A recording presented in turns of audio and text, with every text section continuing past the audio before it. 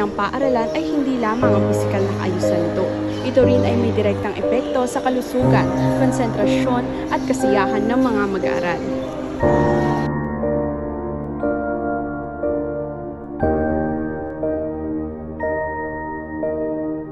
Linis ng school. Siyempre, magandang tapos hindi masakit sa mata na maraming basura sa paligid. Tsaka, mas mas safe din sa mga students. Ang estudyante, paano ka nakakatulong na mapanatili ang kaisa ng paaralan? Uy, huwag yan. Matakas ang cleaners.